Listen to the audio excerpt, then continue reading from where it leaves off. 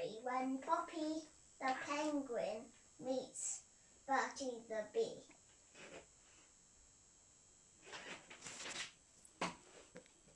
Once upon a time, there was a bee called Bertie and a penguin called Poppy. It was 9 o'clock in the morning, so she decided to visit Bertie the Mayor of Honeyton.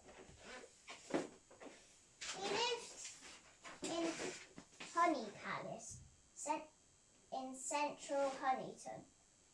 He had lots of workers, honey and friends. His friends weren't all bees. He was welcome to everyone that wanted to visit, except monsters, of course. He was a very kind, polite and helpful gentleman. When Poppy got to Bertie's house, she was in great amazement about how much honey there was and how big it was. The honey palace was incredibly big. It was even increasing gradually by the bees. Guests were often invited to come to Bertie's house. On this particular day, Bertie and Poppy had stayed together from lunch to the end of the next day. They had a wonderful time together. Good morning, Poppy. You too. It's so sunny today. I'm so hot. Can I have some cream? Well, anyway, the weather's still good. I agree.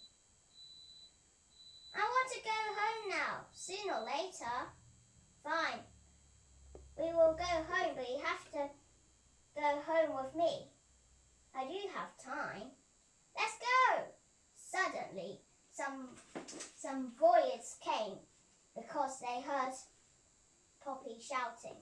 You shouldn't have shouted, Poppy. Sorry, Bertie.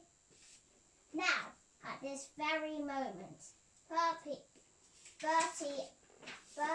and Poppy sprinkled honey in the monster's eyes.